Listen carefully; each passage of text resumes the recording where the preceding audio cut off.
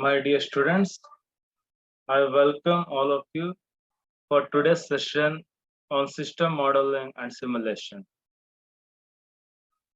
In this session, we will have a discussion about the continuation of output analysis of a single system.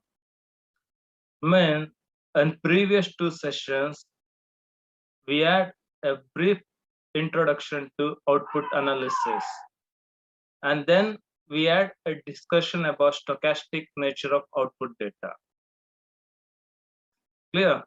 So now, in this session, we will discuss the next part, that is measures of performance and their estimation. Got it? So, first let me have a look at the agenda of today's session.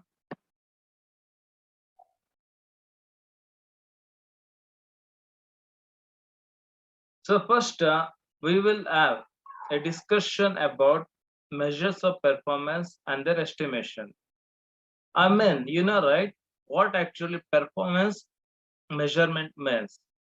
For example, if I consider a banking system, okay, few performance measurements may be: one, how long on an average each customer might wait in a queue, right? So I mean to say, one of the performance measurement is the delay experience, average delay experienced by each customers in a bank. The other performance measurement, what I can say, for the entire duration of simulation, okay, for what duration, what's the efficiency, what's the utilization of server. Got it? I mean, in case of banking system, I can tell you two performance measurements. One is average delay, and the other one is other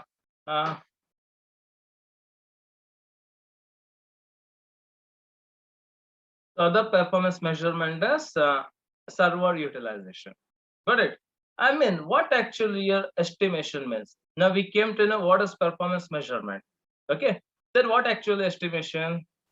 So I will tell you, estimation is nothing but we are finding a mean value. Got it? Means what answer I can give, what I can state. Anytime if I have been asked a question, what is the performance measurement of banking system? I mean, for a particular simulation model, okay, I assume the model is simulated for a banking system. Got it? So if anyone questions you, what is an average delay of each customer for that particular model? Got it? So what answer I expect? I expect a single answer from everyone.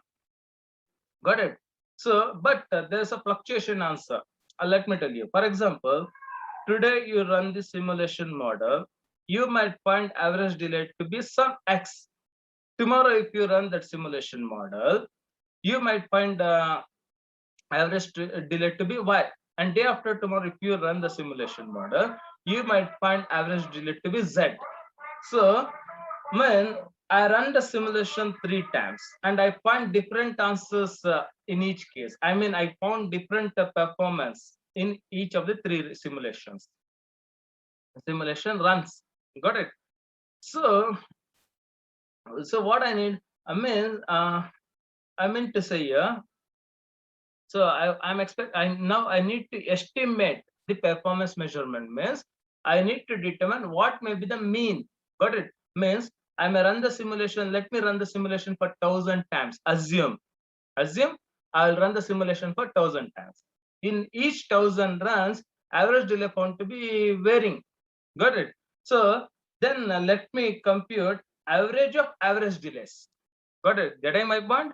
Let me compute average of average delays of all 1,000 runs. I repeat, let me compute an average of average delay of all 1,000 runs. Got it? So that I'll call a mean. Getting? Mean, that I'll call a mean. So in each run you will compute average delay, right? So in that case, now I told you about estimation, right? Estimation means an average of average delays of all 1,000 runs. Got it? Now, what actually average delay in a single run? Got it? Now I'll tell you average delay of a single run. So, I mean, let me say today you have simulated a banking system. Got it? And today some n customers will arrive to bank. Okay. Each customer service time might vary. Got it? And each customer's waiting time in a system also varies. Got it? So let me say your computer, you have computed waiting time of all the customers. Okay, then what you have done, you have summed it and you are divided by n. Got it? Mean you got average delay for average delay experienced by each customer for today's run. Clear? Mean today you have run the simulation and you found average delay, right? That I'll call a sample mean. It means in general I'll call average to be mean, but for a single run I will refer it as a sample mean. Got it? I repeat, for a single run I'll call it as a sample mean. Got it? Means clear. For a single run I'll call it as a sample mean. Then I've run the simulation for 1,000 times. So in each 1,000 simulation runs, I found average delay. Then I computed average of those average delays. Got it? So that I'll call an estimation of performance measurement, that is average delay. And I call that just as a mean. Got it? So you need to remember what actually we mean or sample mean. Got it? Clear? So this is about performance measurement and their estimation. So now there are two ways of measuring performance. Okay, the one is point estimation and other one is interval estimation. Got it? So what actually point estimation means? Let me say what I've done. I've run the simulation for 1,000 times, right? Now I have a mean, right? Means I computed average of all average delays of all 1,000 runs. Got it? I repeat, I computed average delays of all 1,000 runs, and this I call a point estimation. Got it? Point means that mean. I can call it as a point estimation. But see, now you have determined, you have estimated a performance parameter, but can the value what you have been found by estimating a performance parameter is always forever it will be retained? I mean, listen, I mean, you have computed average of average delays of 1,000 runs, right? Got it? Now you will call it as a mean. I will call it as a point estimation. Got it? So my question is that tomorrow, instead of running 1,000 times, I will run it for 100 times, or I may run it for 2,000 times. In that case, I may get mean, that is average of average delays. Might be some other than previous mean. Got it? Clear? When I run it for 1,000 times, okay, and I computed average of average delays, I got some say value m. Okay. Then when I run it for 10,000 times and I computed average of average delays, I found it to be some value p. Got it? So means the point estimation is also not perfect. I mean to say the point estimation is also not perfect. Clear? Got it? So there will be some error always when you answer, okay, a performance measurement of a model. Okay, you will answer, but you need to state some difference. That difference we call an error. We will see what is the actual error. Got it? So here we will have a discussion about how to estimate a performance parameter. Okay, for two types of system: discrete system and continuous system. Okay, so based on the types of system, I have two types of point estimation. One is for discrete time. One is discrete time data, and the other one is for continuous time data. And finally, there's something known as interval estimation. Interval estimation means, okay, this seems to be some perfect, almost a perfect way of answering. I mean, let me say in interval estimation, in brief, in general, I'll tell you, you will run the simulation 1,000 times, okay? Then what you will do, you will observe the average delays of all 1,000 runs. Got it? Here you will run the simulation 1,000 times and you will determine average delays of all 1,000 runs. There you will find the lower value of average delay and the larger value of average delay. When you determine the min value of average delay and max value of average delay, and that you call an interval. Means whenever you ask a question, what is an average delay of that particular model? What you can say? You can say that, see, the average delay of this particular model will always lie between this min value and max value. Clear? I repeat, you have run the simulation 1,000 times. Okay. Now, here we are not going to compute average of average delays. We will just observe among this 1,000 runs, what is the min value for average delay and what is the max value for average delay. And this bound min and max, I'll call an interval. Got it? Clear with this? So later when you have asked a question, what is an average delay of this model? Got it? So what you will say, sir, the average delay always lies between this min and max value. Clear? Now, whether this I'll call as a confidence interval. There are two types of interval estimation. First, I'll tell you about confidence interval. Okay, what actually confidence means? Let me tell you. I might say 95% confidence level means because yes, when you have asked a question, what you said, average delay is between min and max. Clear? So there is one question arises. Can't the average delay for any run can reach beyond this min and max? Now the question is that for any of the run, okay, for any of the run, okay, in future, for any of the run, can't the average delay be go beyond min and max? For example, let me say I've run it for 100 times. Tomorrow and future, I'll run the simulation, the same model for 100 times. In that case, among these 100 runs, can't there be any one run on which the average delay can be found lesser than the min value what we have seen earlier, or average delay to be greater than the max value what we have found earlier? There is a chance. So, I mean, even there is an error. I mean, that interval, what I said, confidence interval, in general, okay, I'll tell you that I will name earlier, I will name it as a confidence interval. Okay, even there's a wrong estimation. Means tomorrow the average delay might go beyond min and max.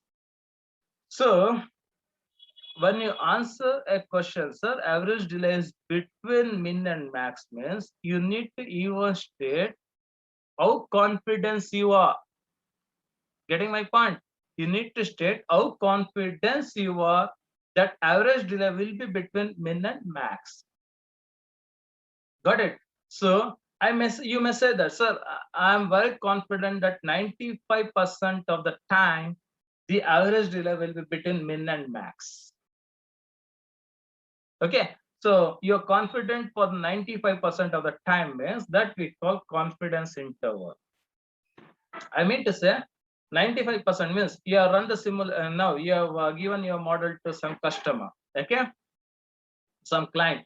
So they will suppose they will and after giving your model to client, what you have said, so the average delay will be between min and max for 95% confidence. So later if they run 100 times, in 100 runs, okay, 95%, 95 runs will be with average delay between min and max, and the rest 5 will be beyond min and max. Got it? So that we call confidence interval. So then I need I need a perfect performance measurement, right? So that something, okay, even I found there's some compromises in confidence interval. So to overcome compromise, okay, I mean, the compromise is that in some runs, the average delay might go beyond min and max. So if average delay can go beyond min and max, means still how wide it is, means how wide, means still how far from min, or still how beyond from min, or how beyond from max. Got it? So we need to determine even that. Okay, we'll determine even beyond max means beyond min means still what's that minimum. Beyond max means still what is that max. Got it? So there's something known as prediction interval. Got it? Clear? So that the next case is that I said in 95% confidence means for 95 runs among 100 runs, average delay will be between min and max, but 5 runs will have average delay beyond min, beyond max. Got it? So we need to determine interval even that beyond min and max. Okay, how far may be still from min and max. Okay, so that we can be sure that, okay, means we can be sure that new interval will always be 100, will always be perfect. Okay, the new interval will always be perfect, means you run any time, you will see that average delay will be in the new interval. Okay, so that new interval I'll call as a prediction interval. Prediction. So here what the name is, prediction means predict. I can predict always. Got it? The new interval, average delay will be that new interval. Okay, so in interval estimation, actually I have not shown on slide. There are two types. Okay, just have a note of it. In interval estimation, there are two types: confidence interval and the prediction interval. Okay, clear with this? So now we'll come to estimating performance parameter. Okay, see here. Now what I said, right? Mean and sample mean. Sample mean means in one run. Got it? Mean means average delays of all runs.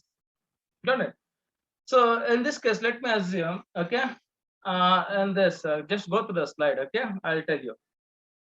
So here there are two types of system. I said discrete and continuous. Okay, let me consider a banking system for a discrete case. Okay, and let me consider one more single server queuing system, that is M/G/1, what we have discussed in stochastic nature of output data. Okay, so in bank system, okay, Lisa, in the banking system, which I'm considering now as a discrete. Okay, let average delay be the performance parameter I'm concerned. Let average delay of customers be the performance parameter I'm concerned. And this average delay, I'll call mean, not sample mean. I'll call it as a mean. Okay, average of all average delays of all runs. Okay, this performance parameter, let me denote it as theta. Theta for discrete system. And for the single server queuing system, M/G/1. Okay, let me say that system I'll simulate for 5,000 time units, as we discussed in previous session. Okay, and let the performance parameter be the long run mean length of queue.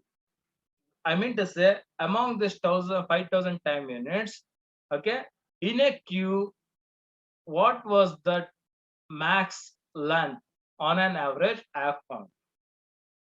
Got it? I mean, mean long run, mean length of queue. Got it? Sorry, not max.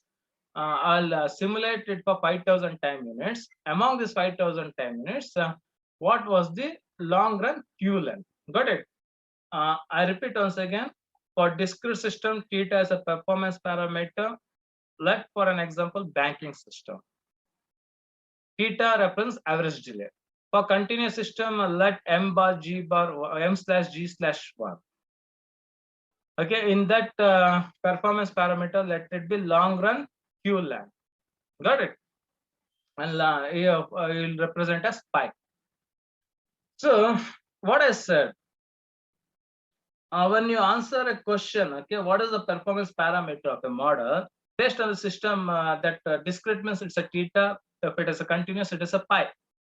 But your answer should be what? Either it's a point estimate or an interval estimate. Got it? Point estimate means you will tell average of average delays. Interval estimate means of among all the runs, what is min and what is max. Got it? So clear. And this, see, the length of the interval estimate is a measure of error in the point estimate. Okay, clear. The length of the interval estimate is a measure of error in the point estimate. I mean to say, point estimate I have determined. I have determined point estimate. That is mean. Got it? Average of or average delays of all 1,000 runs. Next, see, interval mean interval estimate gives it min and max. Okay, the difference between this min and mean or max and mean. Okay, we can call it as an error. Or let me say, you have a point estimate. Got it? You have a mean. Okay. Now tomorrow you will run the simulation, means you will get some other average delay. Got it? See here, you know the mean of a model. Got it? That mean I call it as a point estimate. Now let me run it. I find some other average delay, but average delay will be in the confidence interval. So the difference between the mean and this newly found average delay of that run, I'll call an error in that particular run. Means in each and every run, we were going to get an average delay, but with some error. That error is nothing but a difference between the mean and the performance, that is nothing but average delay found in that particular run. Got it? Clear? Now, see here, what I said, just have a look at the last two points, okay? Different samples from different intervals may have different means. Of course, different samples. Today, if I run, average delay will be something X. Tomorrow, if I run, average delay will be some other Y. Got it? Similarly, an interval estimate quantifies this uncertainty. I said, right, to overcome point estimate, I'm going for interval estimate. But even in interval estimate, what it gives? It gives the min and max value. And that too with confidence level. If I say 95% confidence, among 100 runs, only 95 runs will have performance value within that interval, lower and upper value. And rest 5 will go beyond min and max. Got it? Clear with this? So now, let me take, this is just an example, what I said, okay? See here, now, consider, consider a banking system, okay? I'm simulating today. Got it? Assume today I'm simulating a banking system.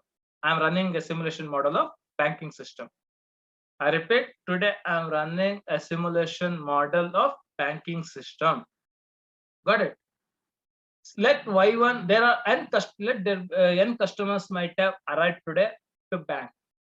Let Y1, Y2 up to Yn be the delay experienced by each customer. Let Y1, Y2, Yn, okay, be the delays experienced by each customer. Then how we will compute average delay in today's run? We will sum all this Y1, Y2, Yn and we will divide it by n. Clear? So we are going to get average delay for today's run. Got it? Got it? So the today's average delay, I won't call it as a theta. I will represent it as theta cap. Remember, in stochastic nature, I have discussed a theta cap. Got it? And we need to estimate theta cap. Okay? Estimation of theta cap, we call it as a theta.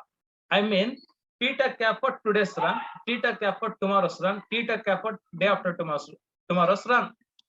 And then you will sum theta caps of all runs and you will divide by some n. That we call theta. Theta cap is a sample mean. Theta is a estimated of sample means. Estimations of sample means. Got it? So suppose this is for a discrete system. How to compute the sample mean? For I mean Y1, Y2, Yn or delays experienced by each customer. Then you sum Y1, Y2, Yn divided by n, you will get a sample mean. Sample means average delay of each customer in today's run. Got it? So suppose now let me consider a continuous system. Okay, like the one we have discussed in stochastic nature, that is m/g/1. Okay, I'm running that single servo queuing system for 5,000 time units. Means simulation starts at time 0. Got it? And it should end at time when clock ticks to 5,000 time units. Got it? Simulation starts at time 0 and will stop when clock sticks to what? 5,000. Okay, means a TE in this case. Okay, in second point, what you are seeing that TE is nothing but clock time when a stop event is triggered, and the TE value in this case is, let me assume, 5,000. Got it? So when clock ticks to 5,000, okay, stop event triggers. Simulation stops. Okay, and here what is y of t means? Okay, y of t in this case, okay, y of t in this case represents long run queue length, okay, that has been observed up to time t. Long run queue length that has been observed up to time t. Got it? So long run queue length that has been observed up to time t. Clear? So now for today's run, okay, for one replication, we said in stochastic nature of output data, if you go through previous session, I've taken 3 replications. Got it? So since it's a continuous system, got it? So to determine sample mean, that is the today's that is for a one replication long run queue length. Okay, how we determine? Using an integration. Got it? 0 to te y of t dt. Got it? And that should be divided by what? 1 by t.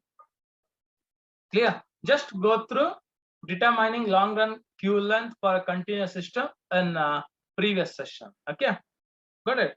So the parameter theta I'll call an ordinary mean. The parameter pi I'll call as a time weighted mean, because that is for discrete system and this is for continuous system.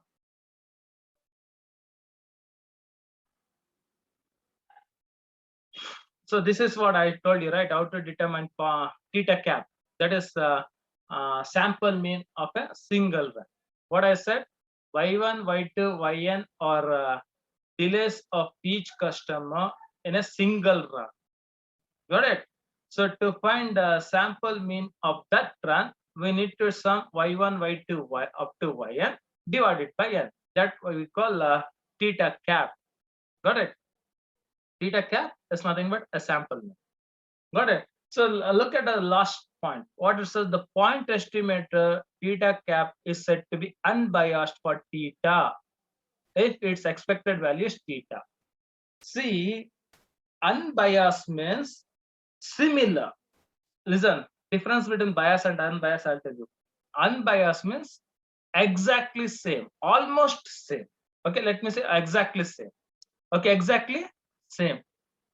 Bias means difference. So you have developed a model, right? And when you give to a client, and client will ask you what is point estimator for this particular model. Okay, what may be the mean average delay for this particular model. So you will answer some say x. Okay, you will say some x. Okay, it's a point. And now I'm concerned with point estimator. You have said some x. Got it? So tomorrow, what the client will do, he will run the simulation. Got it?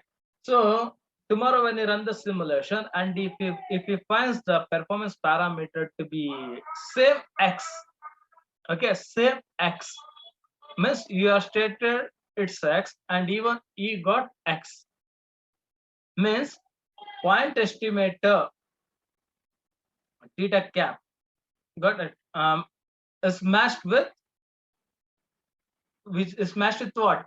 Theta. Clear? I mean to say, you have told him the mean average delay, that is theta. Clear? You have told mean average delay, mean delay, that is theta. Tomorrow he run the simulation, he found the theta cap to be same theta. Got it? Theta cap to be same theta. So means what he have been stated and what he observed is same. So there is no error. In that case, we call point estimated theta cap and unbiased. Okay, what is E of theta cap? E of theta cap, listen here cautiously. E of theta cap is average of all average delays. I mean, E of theta cap is nothing but theta 1 cap plus theta 2 cap plus theta 3 cap plus so and so. If suppose let theta n cap be the last run, divide by n. Okay, so E of theta cap is nothing but average of average delays of all runs. Got it? That mean is nothing but what I call, that's theta. Got it? So theta is nothing but mean. Clear? So if there's nothing but no difference, okay, we call that's an unbiased. Suppose if there's a slight difference, we call it's a bias. See here, next case, if E of theta cap not equal to theta, we call that's a bias. So if not equal means there's some difference, right? Some difference in what you have stated and what you have observed. Okay, so that difference we call bias. That difference is nothing but an error. Got it? So what we will prefer, what client will prefer? Client will prefer usually an estimators that are unbiased, because they should unbiased means exactly what you have stated, you will get the same performance. If unbiased is not possible, let there be a small bias. Got it? Clear? So now coming to continuous time data. Now coming to continuous time data, see what I said. You just remember single server queuing system we discussed in stochastic nature of output data. That is m/g/1. Okay. So what y of t represents there is nothing but long run queue length found until time t. Got it? Until time t. So now we are I started a simulation at time 0, and when clock triggers to say 5,000 time units. Okay, say that is stop event occurs. Okay, so t will be time 5,000 time units. So simulation is run starting from 0 to 5,000 time minutes. Okay, so one clock sticks to time at 5,000 time minutes. What was that long run fuel length that has been found? That is represented by y of t. Got it? So now to compute that, okay, I told you that formula, right? For continuous system, that is pi cap equals 1 by t. Using integration we need to compute. Okay, so yeah, pi cap, okay, we'll call it as a time average of y of t over this interval 0 comma t. Again, see, now you have given performance parameter, that is pi. See, a client comes to you and will take your model, okay, and when it takes your model, you will ask you what is performance. You state pi. Got it? So tomorrow if he runs, okay, uh, and he found something theta cap, okay, and as that mismatches with what you have stated, okay, we call there is a bias. Got it? The bias means difference between we say there's a bias, right? And that bias is nothing but an error. Got it? So this is about point estimation for continuous data. So now let us take an example for point estimator. Okay. See, for both the case, actually I have written point estimation for continuous time data, but on this slide I will show you an example for both in case discrete system and in case of continuous system. So let me consider, okay, an example. Okay, there is some manufacturing company or some company, okay, and in that company there may be a demand for some product. Okay, so let's assume that we are simulating for some n number of days. Got it? Assume that we are simulating for n number of days.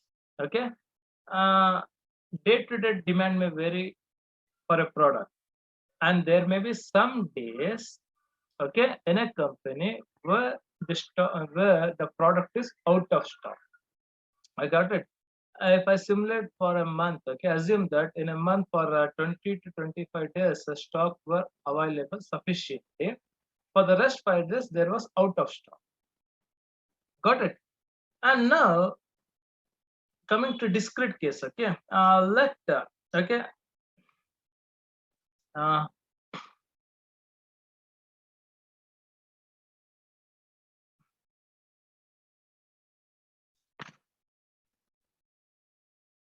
see, actually, a small correction is there. That is not y of t, that is yi. For discrete system, just have a correction on the slide. Okay, everything is right. I have written y of t, right, in that equation. That is not y of t. When I write y of t, it will be treated for continuous system. Okay. Now I'm giving an example for a discrete system. Just a small correction. That is not y of t. It's a y I. Got it? So no, I need to determine the proportion of days, okay, on which sales are lost through an out of stock situation, because sufficient stocks were not available, out of stock. So sales have been lost, right? I need to determine those proportion of days. Okay. So let in general I simulated for n days. Let me assume in n days. Okay. Let I be one particular day. Okay, let I represents any one particular day. Suppose there is sufficient stocks available on that particular ith day. Let yi equals to 1. Okay, if sufficient stocks are not available on a day I, let yi be 0. Got it? Now simulated for n days. Then now got it? Clear with this? Yi will be equal to 1 if sufficient stocks are available on day I. Yi will be equal to 0 if sufficient stocks are not available, that is out of stock. And I will simulate it for n days. Okay. Then how will compute point estimated? Theta cap equals 1 by n summation I equals 1 to n yi. This we know. Got it? Clear? So Now, let me consider the same problem for continuous simulation. Okay, I mean, here I'm simulating for say some 5,000 time units duration. Okay, I in those time duration. Okay, at any particular point of t. Okay, I simulated for 5,000 time minutes in any particular point of time. The queue length might be greater than some 10 customers. Assume greater than some 10 customers. In general, k not customers. Okay. Now I need to determine for the entire time duration of 5,000 time units, proportion of time. Okay, proportion of time in which queue length is greater than k naught customers. Got it? I means what actually I said LQ of t, what it represents? Length of queue at time t. Got it? Length of queue at time t. So I simulated for 5,000 time minutes. Okay, I mean t equals 5,000. Okay, in this entire simulation now, so for some time units, okay, the length of the queue might be greater than 10. Okay, and in some cases the length of the queue, in some point of time, the length of the queue might be less than 10. Got it? So I need to determine this proportion. Okay, of time. Okay, queue length is greater than k naught customers. So what is that formula? Y of t. Y of t means here I'll assign y of t to be 1. Okay, so if at time t number of customers in queue greater than 10. Okay, yes, y of t will be equal to 0 if number of customers in the queue at time t will be less than or equal to 10. Got it? So in this case, point estimate of a continuous system, how to evaluate? We know this formula, right? Using integration. Got it? So we know how to estimate proportion of a time queue length greater than k naught customer in case of continuous system. Got it? Also, we know how to estimate proportion of days on which sales are lost through an out of stock situation in case of discrete system. Now, I said like confidence interval. Now we have seen point estimator. There might be an error, right? Got it. So what is that error? We'll see. For example, let me say, okay, let me say, you have given your model to one of the client stating that performance is some X, clear? But tomorrow I will run, okay, you will find some Y. Got it? But while giving, you will say that for 85% confidence, the performance will be up to X. Okay, let me to be more precise. Listen, to be more precise, when you design a model and hand over it to your client, you will state him, the performance will be theta for 85% confidence. 85% confidence. Okay, so I mean, if we run for 100 times up to see, I repeat, performance will be up to theta, not theta. I'm not going to take theta. Performance will be up to theta. Okay, for 85%. So if we run for 100 times, okay, in 85%, 85 times, we will see performance not to exceed theta. But for remaining 15 times, okay, you may experience that performance to exceed theta. Got it? Clear? So this we call a quantile or percentile. So I mean, it's an important terminology. Quantile or percentile describes the level of performance that can be delivered with a given probability p. I repeat, quantile or percentile describes the level of performance that can be delivered with a given probability p. Got it? I mean, for example, let me say, what may be an average result of our college? In general, let me say, what may be an average result of 8 semester students? If I been asked, I may say that 95%.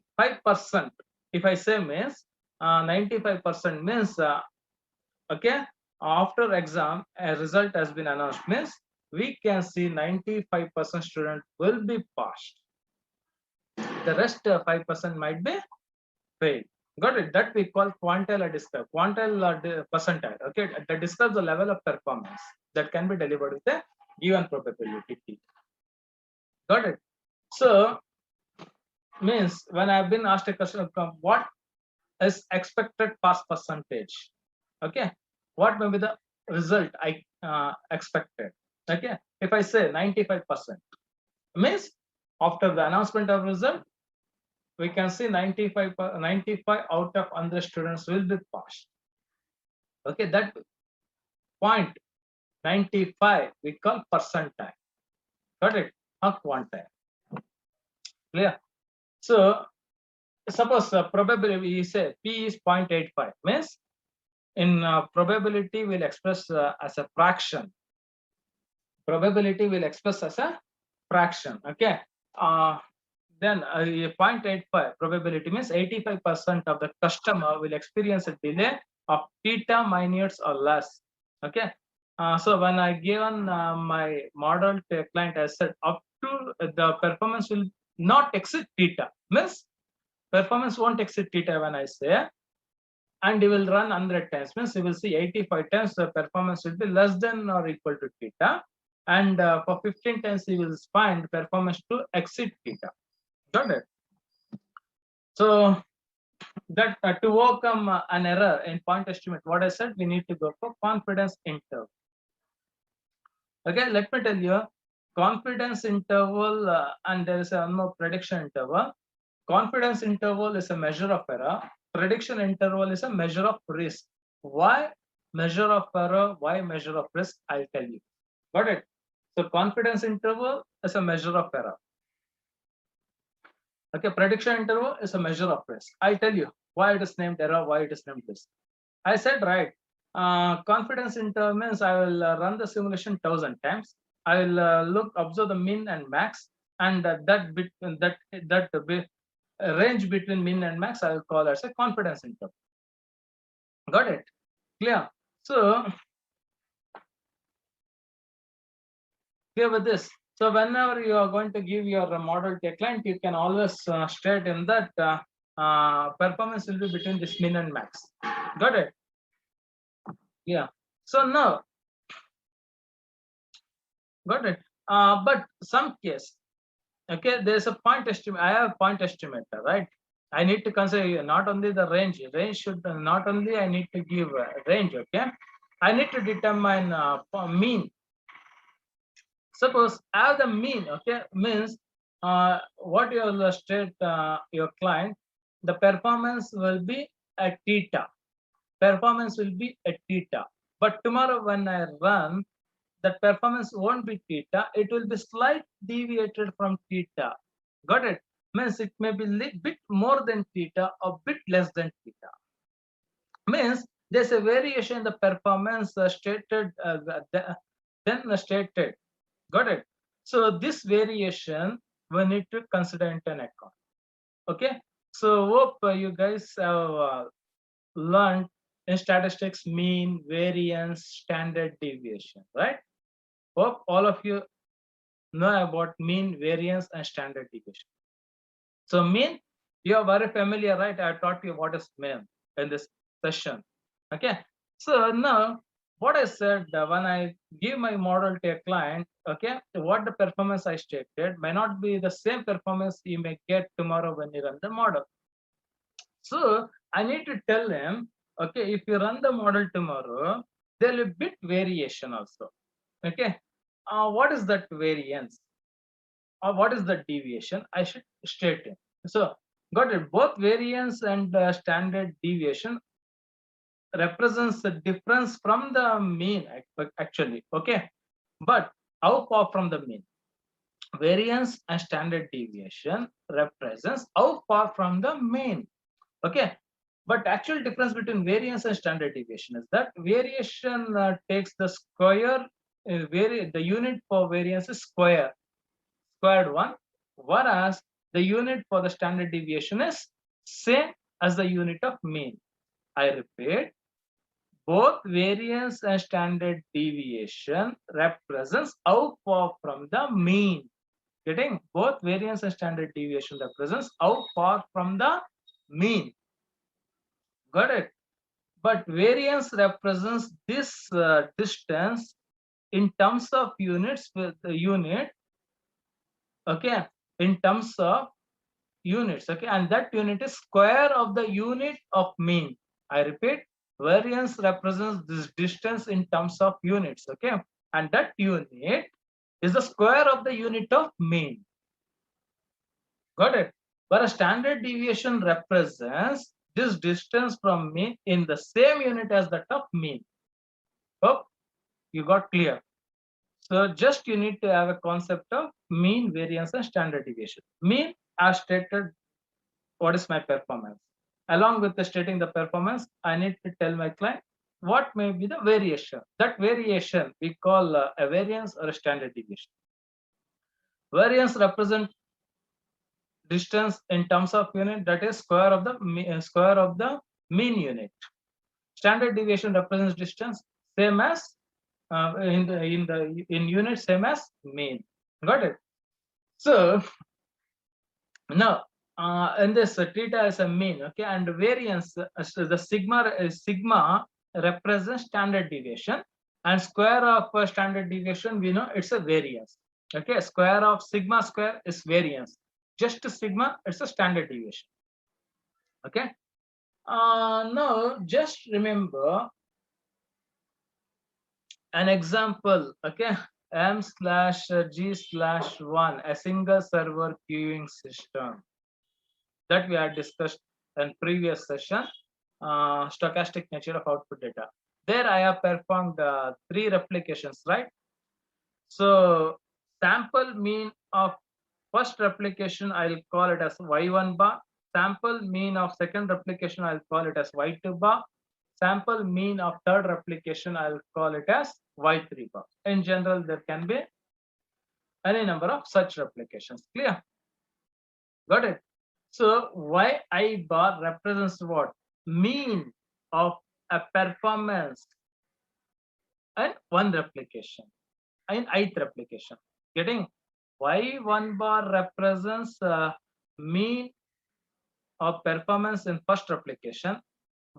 Yn bar represents mean of performance in the last replication. So, got it? Clear? So, look at the last slide. It is mathematical expectations theta and sigma be the day-to-day variation of average cycle time.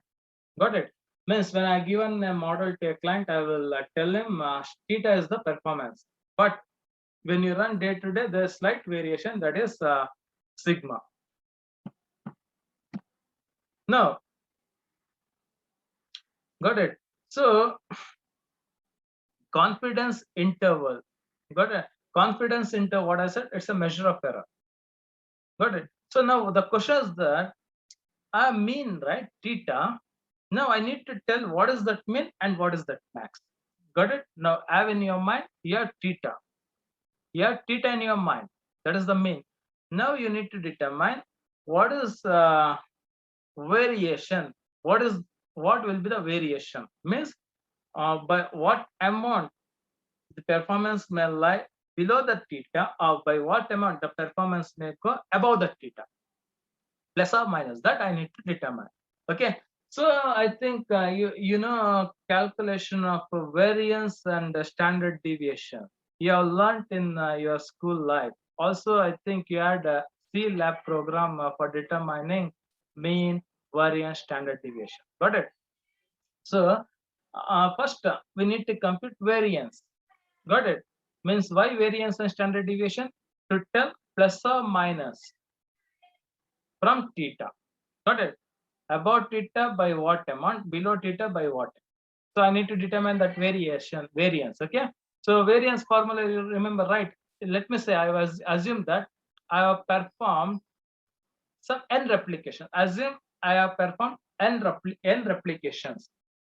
Y1 bar, Y2 bar, Y3 bar up to Yn bar. What it represents? Sample mean of n replications.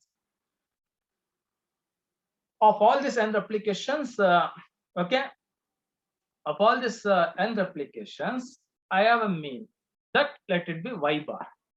That let it be y bar. So making use of variance formula. What is variance formula? What variance formula states? You find the difference between the mean of each replication and theta. That is the main mean. I mean, you find the difference between the sample mean of each replication and the mean, square it. I repeat, find the difference between the sample mean and sample mean of each replication, okay, and the mean, square it, sum them, divided by r minus 1.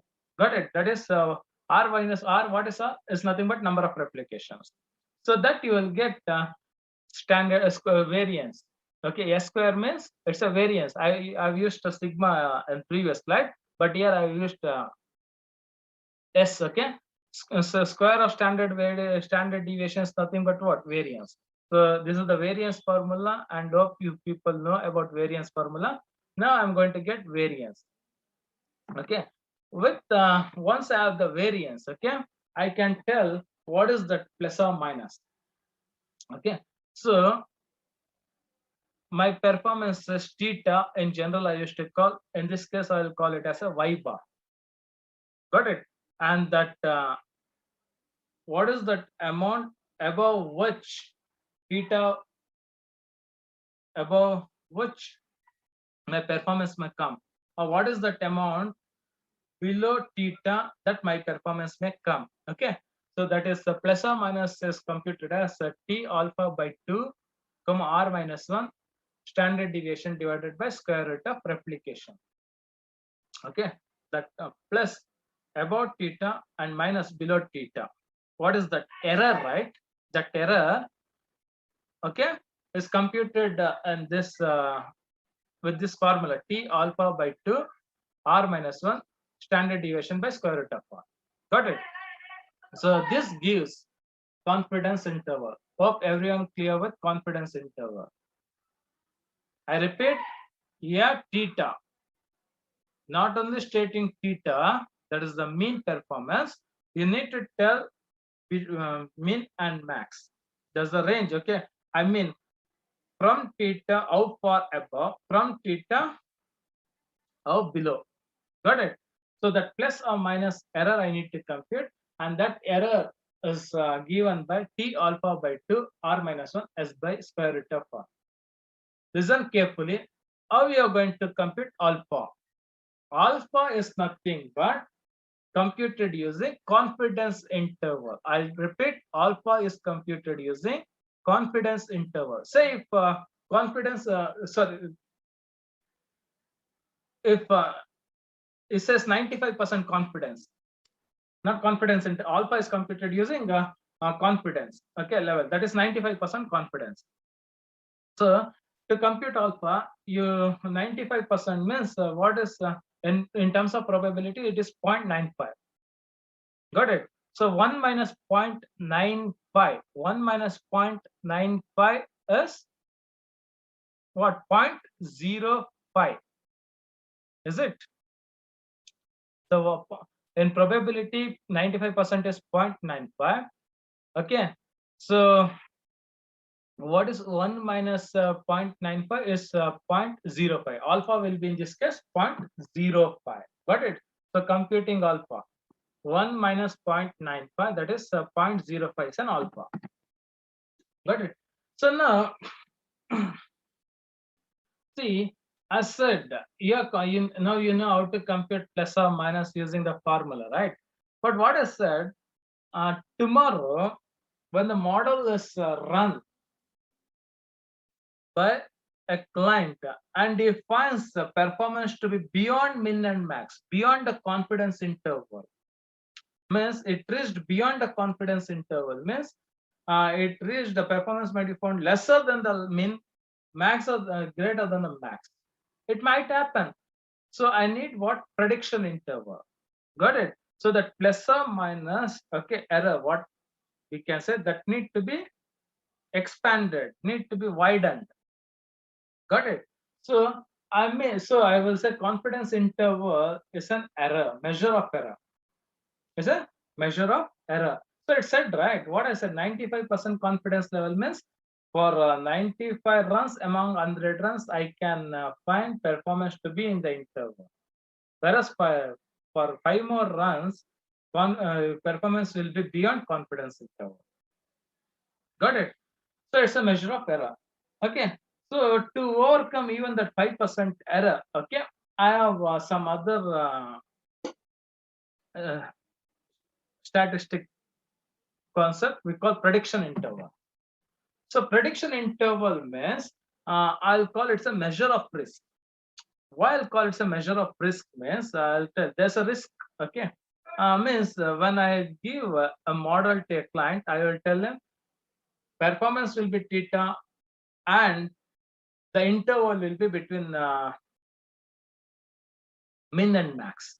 And I means why I'm taking a risk, why I call a prediction interval is a measure of risk means I'll tell him never my model will have performance beyond min and max. Getting? I call it a measure of risk because I am taking the risk, because I am giving the model to client stating that never the performance will go beyond min and max. Got it? I repeat, why calling a prediction interval to be a measure of risk means when I built a model and I given to a client, I'm taking the risk by stating that performance never go beyond min and max. But there are some instances in which case means not in almost all runs, there may be 1 or 2 runs. Even in that case, okay, performance might go beyond that min and max. Okay, so I'm taking a risk. So here that error, what is the prediction interval should be widened more than the confidence interval. Got it? Should be widened more than the confidence interval. So here that error will be computed as T alpha by 2 R minus 1 into standard deviation square root of 1 plus 1 by R. Got it? So what is S? It's a standard deviation. R is number of replications. Alpha we know how to compute. What is alpha? If say 95% confidence, 1 minus 95% probability 0.95. 1 minus 0.95, that is nothing but 0.05. And to compute the T alpha by 2, we need to refer a table that will be given to you. Okay, where the table will be at the end of the textbook. Okay, there you can refer what is T alpha by 2. Clear? So got it. Why is called confidence interval measure of error? Why I call prediction interval measure of risk? Got it. In confidence interval, when I give a model to a client, I will tell 95% confidence that performance will be in the with plus or minus error. Got it. But prediction interval, I tell I'm taking a risk and I'll tell my performance never go beyond this error. Okay, never go beyond the error. Got it. So now let me take an example and wind up. Suppose let me say the overall average of the average cycle. Overall, see average of the average cycle. What I said, the theta is what I said. Average delay of average delays of all 1000 simulation. Initially I stated, right? Got it. What is theta? Average of all averages. Got it. So assume that suppose overall average of the average cycle time on 120 replications of a manufacturing simulation is 5.8 hours. I mean here what has been given to me, that y bar is it in this case I used to see y bar represents like t, instead of theta I've used y bar. Got it? Got it? Y bar I have used. Okay, y bar is 5.8 hours. Okay, that is stated right. Overall average of the average cycle time of a manufacturing simulation is 5.8 hours. And how many replications? 120. So R is 120. And it says the standard deviation is 1.6. So I actually for This formulas I required R, of course he has given 120 replications. I require standard deviation, of course he has given, and he has given average of average cycle, that is y bar is required, so he has given. Got it? So now what I need to compute, and he says 95% confidence. Got it? So now the question is that you need to determine what is the plus or minus error. Got it? Means performance will be 5.8 plus something or 5.8 minus something. So what is that something? What is that error I need to determine? Okay, and what he has given, he has stated that it's 95% confidence. So first determine alpha. Alpha is what? Since 95% confidence, 1 minus 0.95, that is 0.05. Got it? So 0.05 by 2 is nothing but 0.025. Got it? Yeah. Got it. Alpha is 0.05. Alpha by 2 is 0.025. So T 0.025, 119. If you go to the table, you will find 1.98. Substituting these values, I'll get 5.80 plus or minus 0.29 hours. I mean to say there is an error of 0.29 hours.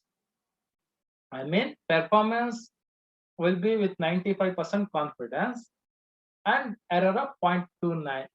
Okay, means when you run the simulation, the average cycle time, average of average cycle time might be 5.8 plus 0.29 or 5.8 minus 0.29. Got it? I repeat, the average of average cycle time may be 5.8 plus 0.29 or up to, okay, or 5.8 minus 0.29. Got it? But 5% error is there, right? It may go beyond 5.8 plus 0.29 and 5.8 minus 0.29. So what I need? I need a prediction interval. I mean, I need to take a measure of risk. Okay, I need to take a risk. Okay, so beyond means I need to widen confidence interval. Means I need to get some interval greater than 0.29. Got it? Because it may exceed 5.8 plus 0.29 or 5.8 minus 0.29. Beyond in some runs, performance may go beyond even this min and max. So this min and max to be widened further. Okay, so we'll go for a prediction interval formula. Prediction interval, again, y bar is given, alpha is given. Alpha will be computed using that 95% confidence. Okay, 1 minus 0.95, that is 0.05. R is given 100 replications. Got it? S is given standard deviation. With that, I'll find prediction interval to be 5.8 plus or minus 3.18 hours. See here, error is widened, right? In confidence interval, error is 0.29, but here it is widened further. It is 3.18 hours. So hope everyone have come to know about today's session. Okay, clear? So this is about today's session. Okay, let me wind up. Thank you for listening.